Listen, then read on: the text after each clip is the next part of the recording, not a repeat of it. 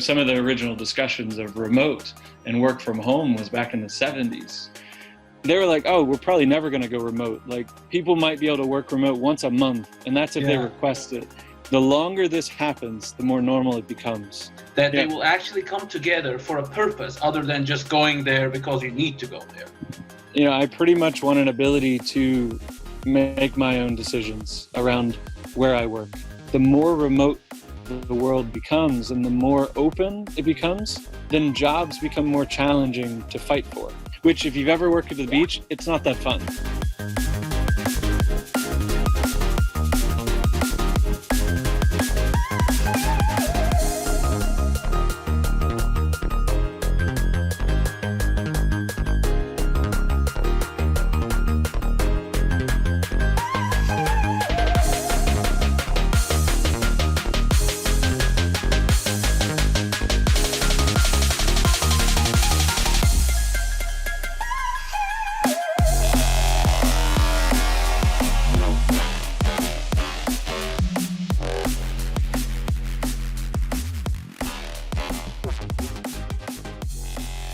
So, hi Robert, and thanks for joining me today. Yeah. And so today we'll be talking a lot about future workplace. The first time I learned about you, basically, let's say the first time I met you was when I was flying, and then I read an article about yourself on the Scandinavian Traveler, which is the in-flight magazine of the Scandinavian Airlines. And I read about you as you were traveling across the world and then visiting the workplaces, visiting the co-working spaces, right? So before, would you like to introduce yourself shortly? Sure. Hi, I'm Robert Kropp. I am a developer by trade, run a development team, and been working and traveling through co-working spaces for the last few years.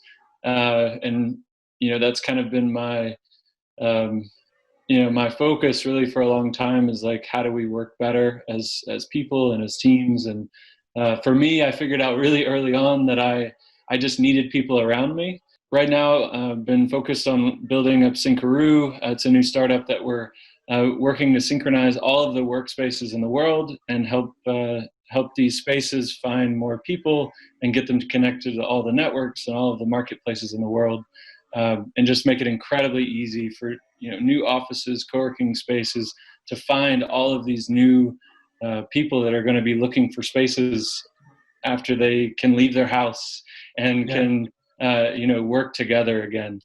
So that's what we're focused on now, and looking forward to chatting. Going to my the first question, Robert. How do you think the workplace in general did during this pandemic? Did it adjust or not? How did the companies do with adapting their work culture and their workplaces to the lockdowns? So in terms of the employers?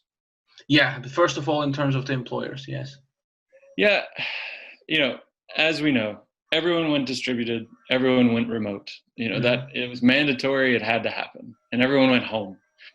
And there was pretty much three options. It either had a successful experience, had a mediocre experience, or it went horribly wrong. And usually it went down to the culture and location of the employer and the teams. What type of what had they been doing in the office that could transition remote, distributed, without any experience or training.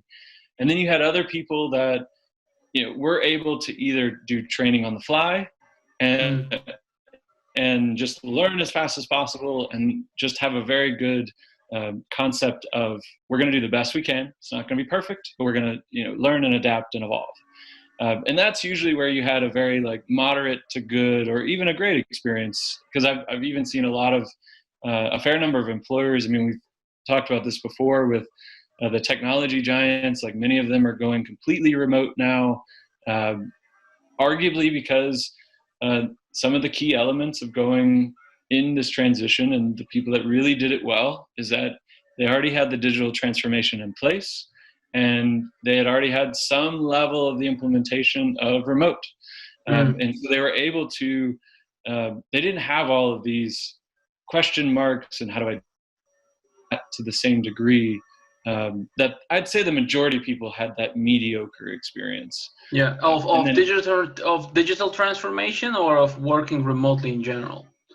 I would say, I mean, many organizations have some level of digital transformation. I mean, this has been a process of 20 years at least. I mean, you could even go further back with some of the original discussions of remote and work from home was back in the 70s, which it would have been a little different of an experience. Yeah, actually, I remember a video. I don't know. There was a lot of debate around it, whether it was a fake or whether it was an original. That I don't remember which company did a video about remote working and teleworking and video conferencing back like in the 70s.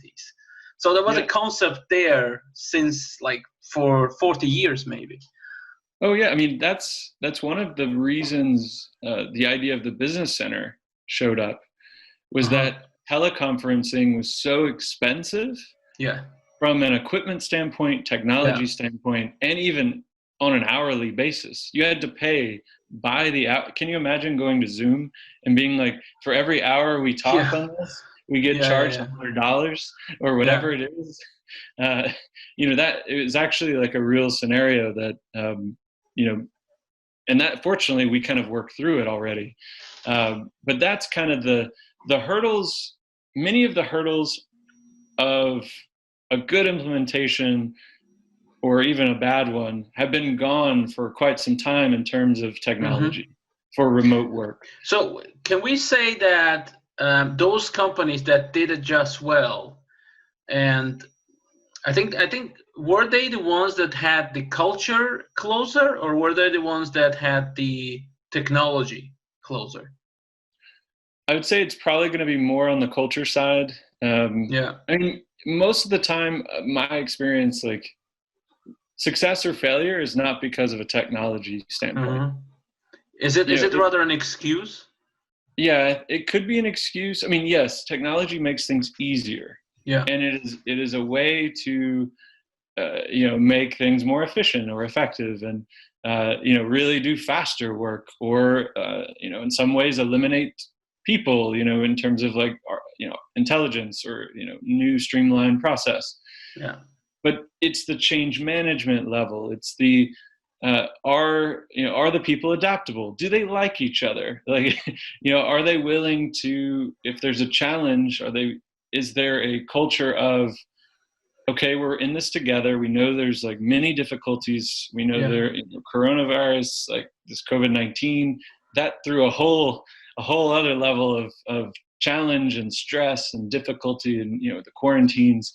But if people were able, I have a few friends that do a lot of what I do in terms of technology building and development, and a lot of them, I know they always went in the office. They always had an office, like with their teams and with their companies. As soon as they went remote, it was just all about, they just maintained that connection, and they just made it a point to be like, we have to figure this out. Like, there's nothing that we can't go in the office. We know that. So we're not going to try to transition from the office online. We're going to try to recreate, how do we work best in this environment? Yeah. And that's probably one of the bigger secrets of success in remote, in my mind, is like, you can't take office process and move it to a remote environment in every way.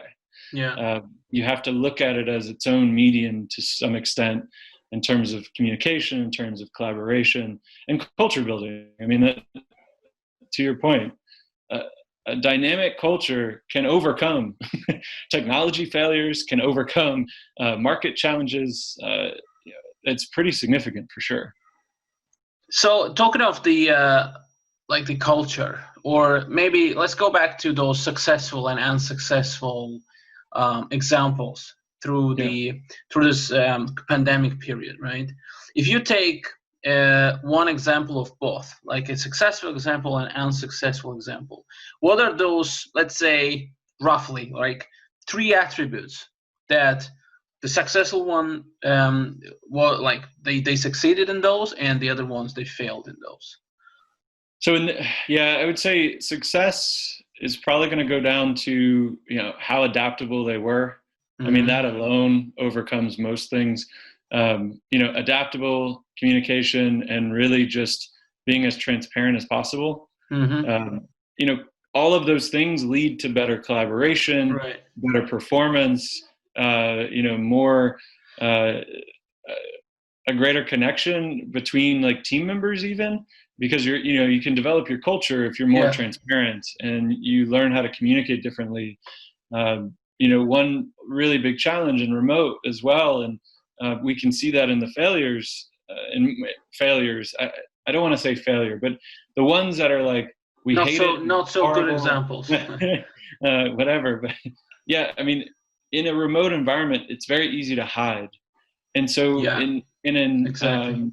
in a challenging remote environment, the ones that they consider it a failure and they're unlikely to try again, I see that as, maybe they didn't have the right processes in place.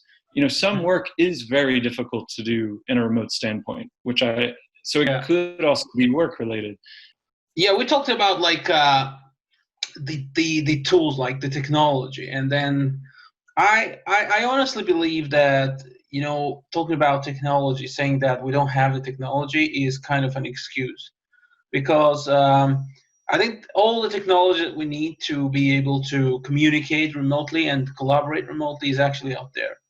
I mean, I have done some work with remote teams, and we used everything that is like the open source tools, like I don't know, like G Drive, and Hangouts and WhatsApp, things like that. I think it's probably kind of an excuse for many. It is really down to the culture and to the mutual relationship between management and the employees. What do you think? Yeah, I mean, I would put culture up top for sure. Like that can overcome a ton. Mm-hmm. But one thing that I even am challenged with, and I'm in technology and development and all that, but there's something incredibly difficult around Mm-hmm. management of certain technology, especially as we generate more and more information. Yeah. So if you miss the process, then the technology can be irrelevant. So it's one reason I always like the idea of building out kind of a guideline of here's how we're going to use these things. So Yeah. it's not, let's just throw everything there. I mean, many organizations are better off just using one chat program, doesn't even matter what it is, Mm-hmm. and use it one email thing if they really like email, and maybe some like document holder, and Yeah. that's it. Like, and Yeah. just keep it super simple, but and just like say, this is how we're going to use this is how we're going to use this is how we're going to use this, Yeah. and without complicating it. I think that's Yeah. kind of there's a lot of new shiny objects and they're always getting built. Yes. That's how technology works, Yeah, right? And exactly. when Zoom wasn't the first video tool, No, it um, isn't. and it's popular and for a few different reasons, and there's plenty of competitors and there's going to be more of them, and I'm sure there's people building what they're calling the Zoom killer right now, Yeah. and it's just what people do. Yes, I would absolutely put culture up top. I would put technology, of course, is still critical. With digital transformation, is still critical, but people need to know how to use it, and they need to understand what each platform is for and what the Yeah. organization Yeah. is going to try to do with it. Mm.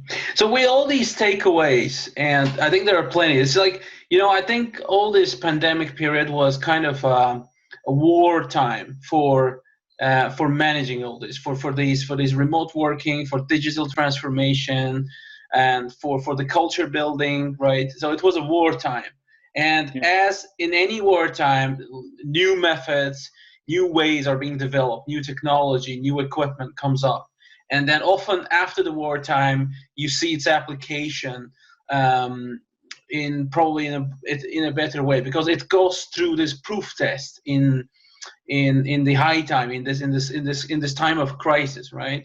So Yeah. what do you think are the key takeaways, and how do you see the workplace changing in the new term? Well, I in some ways I would disagree with what you said, but and I'll clarify that a little bit. Okay. So I do believe that people are working in ways they never thought they would. Many people are working from home, working remotely, and they probably never considered it. I know people in insurance and banking and all this stuff, and they're working from home, and they were like, I'm a manager, and we still wear suits to the office. And I had actually had conversations with them 5 months ago, or feels like it was 5 months, but I think it was like 8 months. Somehow we're in July. And they were like, oh, we're probably never going to go remote. Like, people might be able to work remote once a month, and that's if they request it. Yeah. And now it's changed. Like, if they need to look after their kids, or like they need to do something at home. Yeah. And there's a very real, like, a bubble has been burst to an extent. Yeah. But I see it as it's accelerating growth, and there's going to be a transition point from one level to the next, because but it ultimately was around, like, people are very resistant to change. And so I think the most critical aspect right now, that if all, like, the COVID precautions continue much longer, which it kind of looks like we've got at least a number more months ahead. Like, I know hospitality industry is thinking like 12 to 16 months before business travel resumes. The longer this happens, the more normal it becomes. And that's where I think it changes really. Right now, we've adjusted, and there's a percentage difference that's still significant, but it's not this like societal change. Okay. Right now, it's this. We've probably jumped 10%, probably. Like, there's 10, or I think some of the numbers I've seen. Like 10% of what? In relation to what number you mean? Like, employees, basically, that we're working in the office. I think we're going to have 5 to 10% are going to work from home the majority of the time. And however, I think we're going to have the majority of people are going to work from home once a week at least. Like, that's the transition point. Yeah. That I see is happening, and that's where I see how that's going to impact how offices develop, and cities develop, and different co-working gets implemented more, other shared workspaces, and business centers get implemented more. And I don't necessarily see this as one, we learned so much in 5 months, but I do see we've had the one quick hit. It's going to keep going for a little bit longer, which is also going to keep us, more of us at home over the long run. But it's still a little early to tell, to see exactly what number is actually going to, be out of the office. Because there's plenty of people that are like, I want to get back. I want to get back. Yes, that's right. Yeah. Actually, it was probably something of a paradox nature, because in the beginning, when people started going home, and a lot of people found it really amazing that they could work from home. But at the same time, there was a feeling that, okay, people will actually prefer to stay home and probably work at least 50% of their time from home.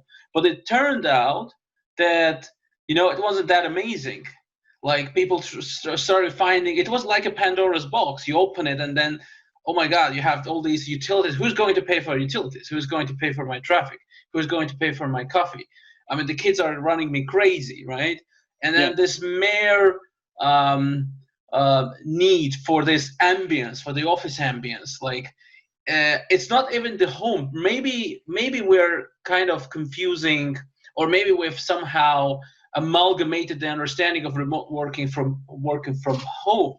Is it necessarily working from home? Could it be like the closest co-working space in my neighborhood?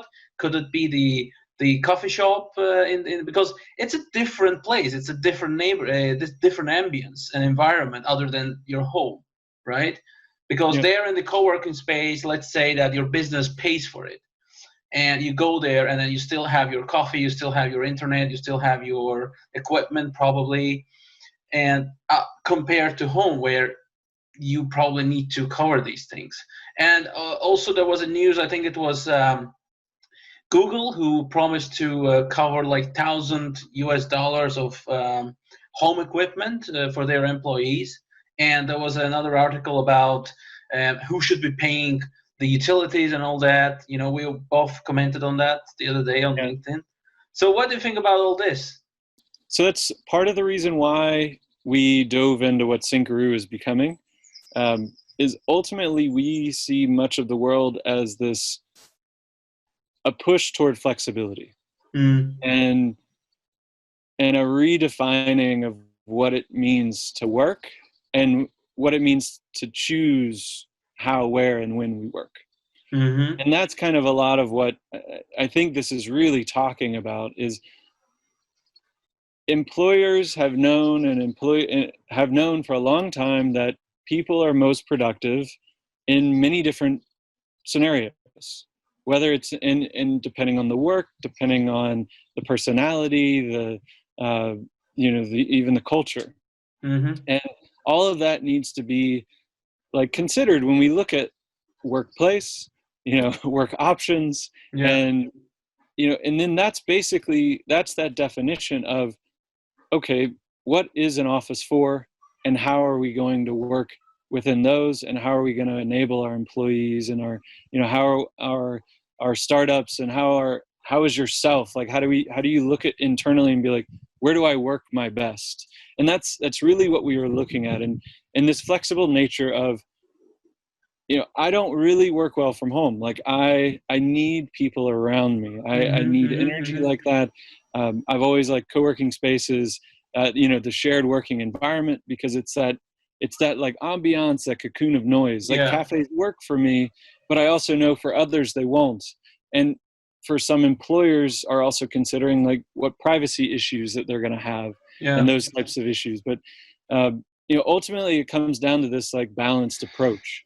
It's like, how can employers, engage their employees to build the best things, to create the best work, and how can employees kind of generate that best work, but also live their best lives? And I see that as really that ultimate balance, so that we can really look at a true transition away from, okay, I have to go to work at 9, I leave at 5, I go to the same place for 30 years, and then I leave and I'm done. And we know that that's not real, but it's this concept that's been around for so long that it hasn't ever been questioned, or it hasn't been questioned in quite some time. And one thing I actually saw the other day was, no one said an office was like the law, like it's an invention. And so there is a potential for a reinvention of what an office is for someone. And we're thinking of workplace.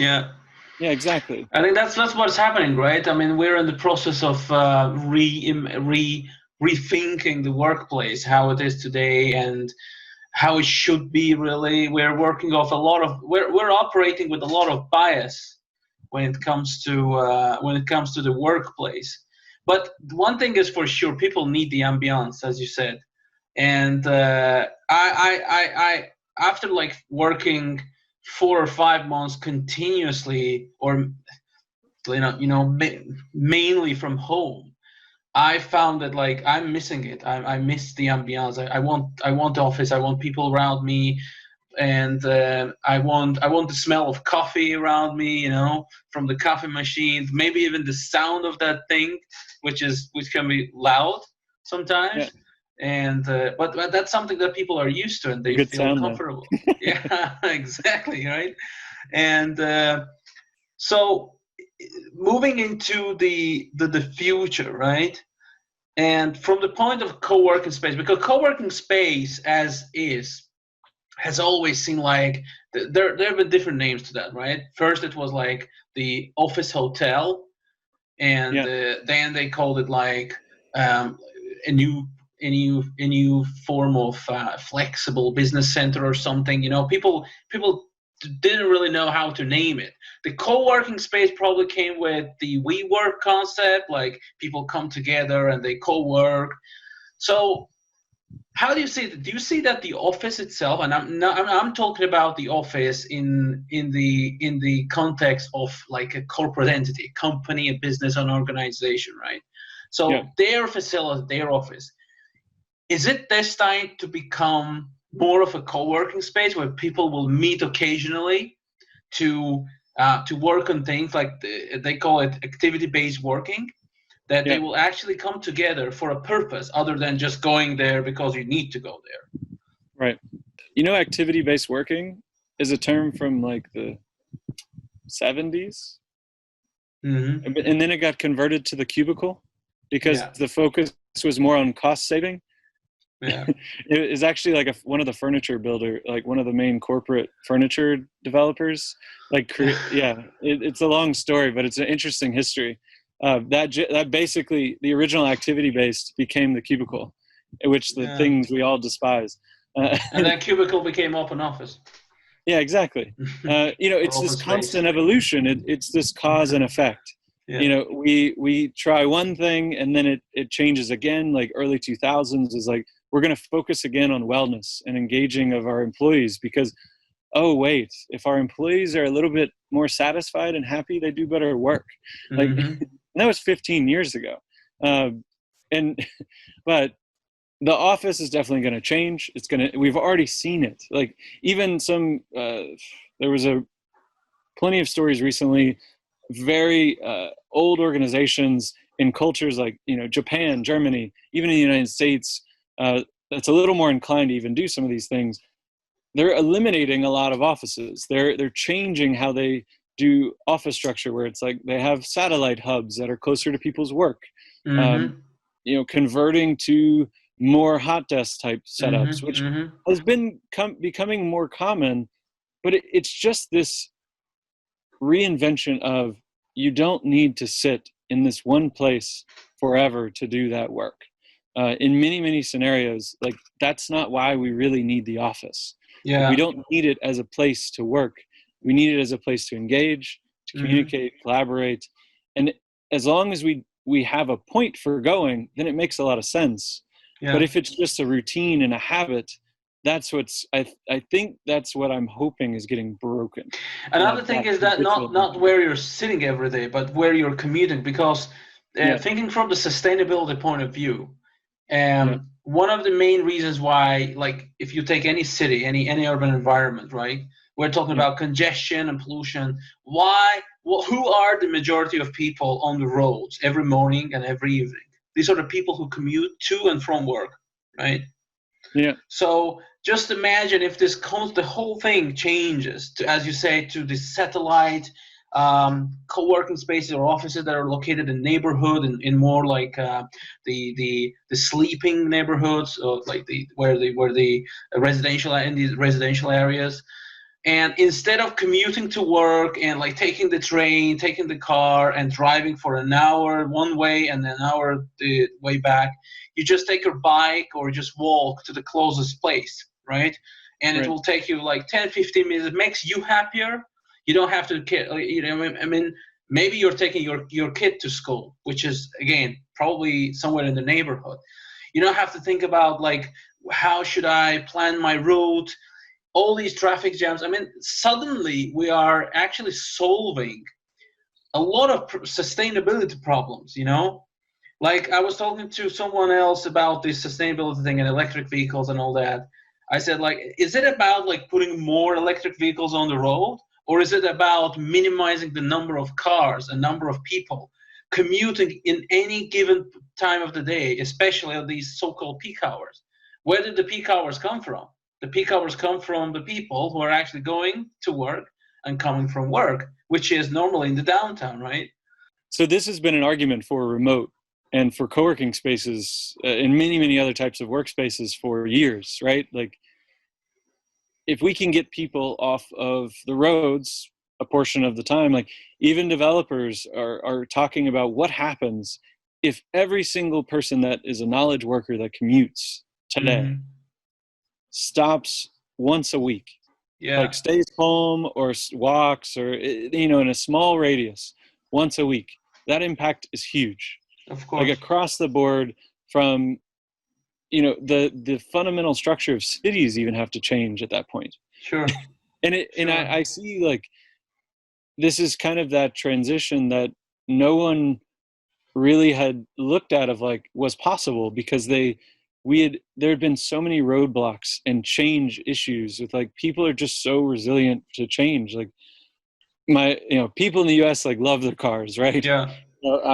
And even the people that don't, they still end up commuting at least like half an hour a day, like each way. Yeah. And if you want to talk about productivity, by eliminating, let's say, an hour a day of commuting at least once a week, some of my family members, an hour each way. So that's 2 hours. Like that is significant across the board for, pollution issues, other sustainability issues, health. Like how bad is it for us to just sit and get angry before we get to an office because of that? Even if you're in public transportation, which right now that's a significant issue, because how do you social distance and you're going to wear a mask the entire time. And at that point you really start questioning of like, why did we need to go to the office in this way today? If it's necessary, then fine, it's necessary. But if it isn't, let's redefine exactly what we're trying to do when we go into an office.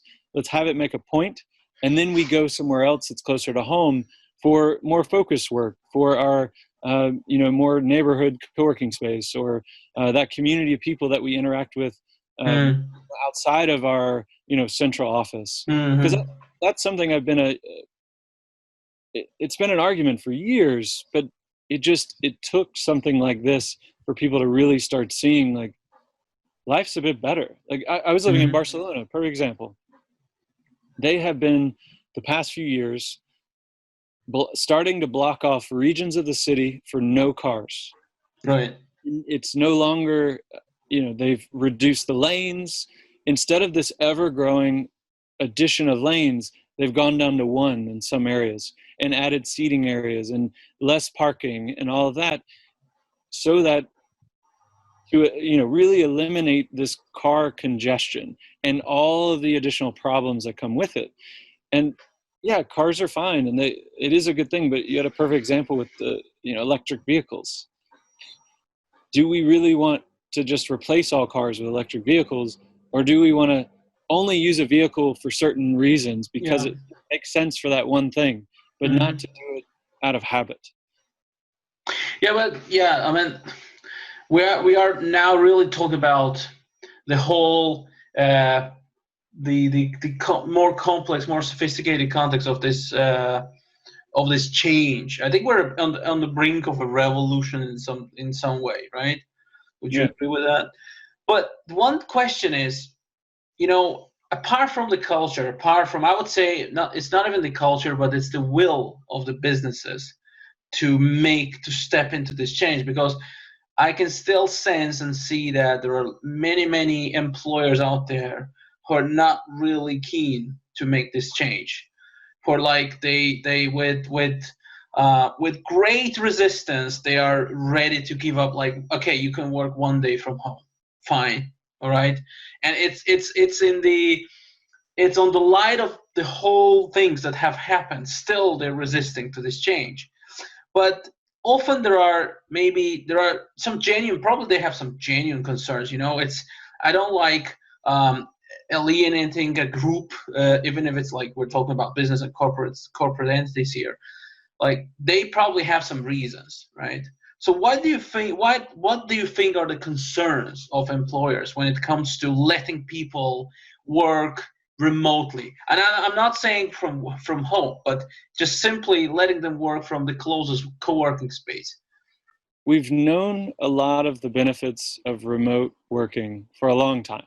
Like we've had the data, we've had the understanding, and yet there's still been this hesitation, as you're saying, like this moment of, okay, are we going to make this adjustment and make this change? And I think it goes down to like, it's unknown water to an extent. When you have an organization let's just talk about one that's very large, like 100,000 employees, that is successful and it's moving, unless you have a very specific order of, okay, we're going to make this change no matter what, and we're going to figure out how to make it work. But that's not usually the question people are answering. It's usually about these, minute changes that are incremental. Well, we're, to an extent, I mean, that's one reason I actually am pretty satisfied with one step of a day at home. Because what that leads to is a day at home could lead to 2 days at home. Because I think it's far harder. It's like momentum in any way, a ball rolling down the hill. In a, building a startup, perfect example as well. You need to build it up, yeah. You need to start it, move it. And it's been started for years, and it's still gradually like going like very slowly. And even with 100% change, it was still in a percentage basis. Remote for years has really been quite small, even though of how much value it can provide and cost savings and benefits to the employer and the employee, and pollution, sustainability, etc. But it still doesn't change the fact that it needed more momentum and more and that's what I see is, if a person can find that one day to work from home, then that can change their life, that alone. And that can that's also right. make the employer, the employer-employee relationship can get better and stronger. If the employers see more success, if teams see more success, if startups see more success building distributed teams, or some people local, some people distributed. Like for us, I've only had a completely remote network of development people that I work with, and the agencies that we work with, and all of that, and that's all I know basically. But if you're coming from the opposite side, where really all is it has to happen this way, it has to happen in an office, in this office, and that's the transition, and that's that tipping point. But when it comes to working days from home, because I was reading another article, and it was I think it was the one about Siemens moving to the flexible working, the one that you shared. And it mentions that the number of days, it's better if they're regulated, that everybody knows transparently that these are the number of days that you're allowed to work from home. Because when we start talking about that, a lot of other things come into play, right? The legislation and the company policy, and the benefits, like the vacation days, time registration, payments, unions. I mean, I don't know what unions think about this. We have never truly grasped the I don't know if maybe you know more about how unions see this. Do they see this as a good shift, or do they see it as a bad shift? I think one of the arguments they may have is the same thing we were talking about, who's paying for the utility, who's paying for my coffee, all these things. Yeah, I mean, in terms of the union piece, I don't know a whole lot, but it is something I'm researching a bit more on, because I do think that would be quite interesting to see the opinion there. Who should pay for what, and should utilities be taken care of, and all of those things. I do see that as a conversation that's going to continue to happen, and it's going to be different from organization to organization. But what I hope is some level of, I've seen organizations implement stipends to kind of cover some degree of cost, where it's you can come into our office, we'll provide that for you, or here's a certain amount per month or per year that you can either use it while you're working at home, or you can use it as a cafe membership or a co-working membership, or we'll offer a business center service office membership for you, as a way for you to not have to work from home, not always to come into the office, but basically allow that flexibility. And I think that's the short of it is, I don't think everything is just going to be paid for, but I do think there's going to be some level of stipends that seem to be pretty successful in the past. So I don't anticipate too much change in that if we put a minimum on the number of days. Or a maximum. I think I even mentioned it there, where I think it's incredibly important for transparency to occur with any type of arrangement here and any type of policy. So one thing we need to look at is, if we put a minimum, then it's kind of like the holiday thing to me, Mm-hmm. where if you have unlimited holidays, people end up taking less than they've ever taken because they don't Yeah. know what to do, because they're comparing it off of everyone else's. They're like, okay, I don't want to be the most, I don't Yeah. want to be the Yeah. least, I want to be somewhere in the middle. And so it's this stress point that gets created.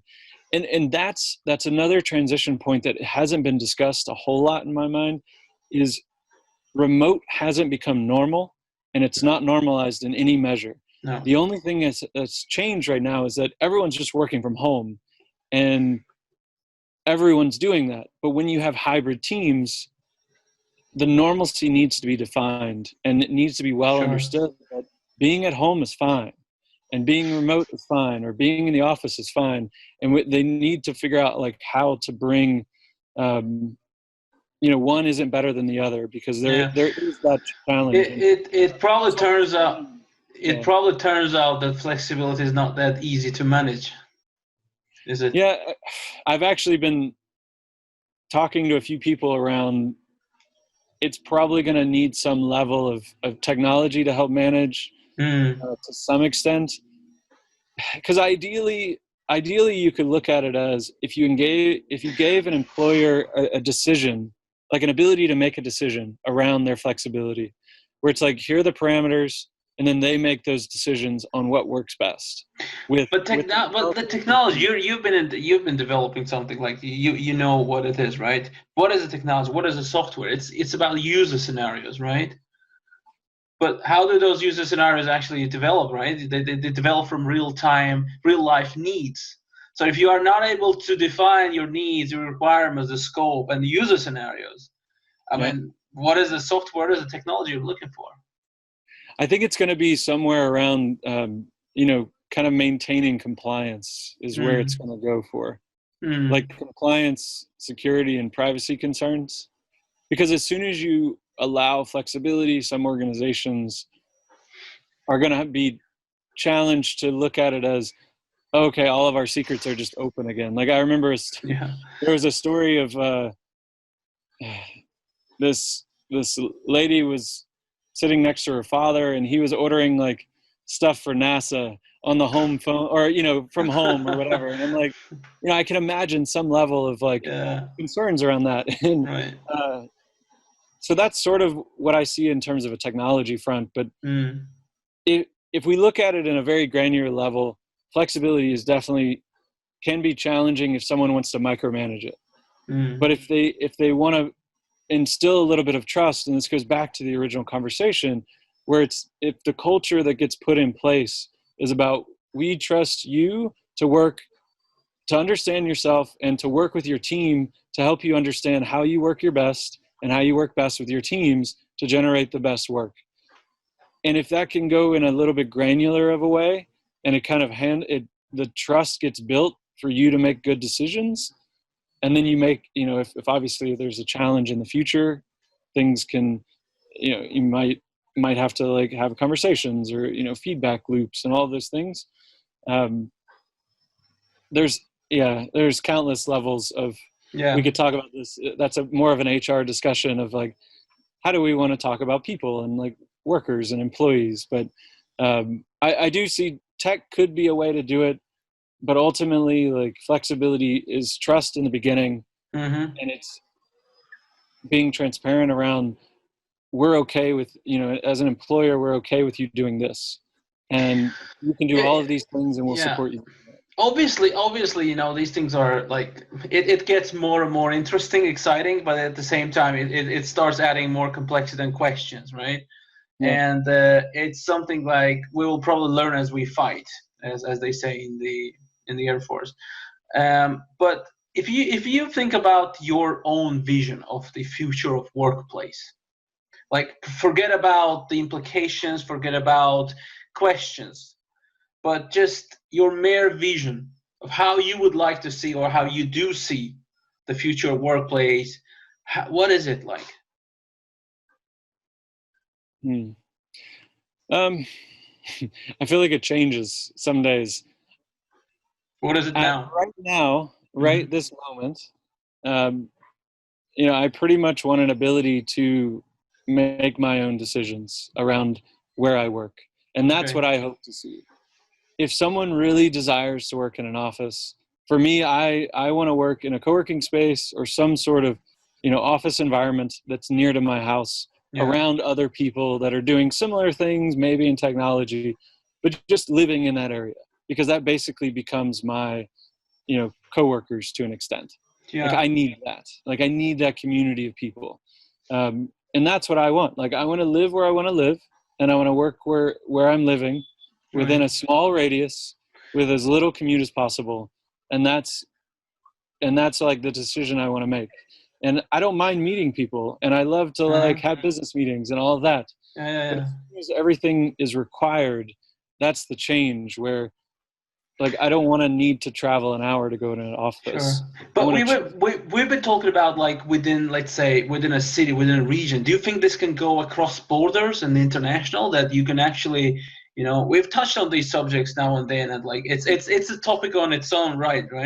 But do you really see, again, coming back to your vision, do you really see this happening across borders, like workers without borders or something like this?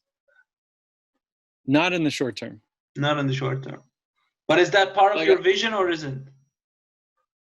So I've been challenged by it because you're the one, like, you've been traveling across the world, like you might have some good examples or experience of that.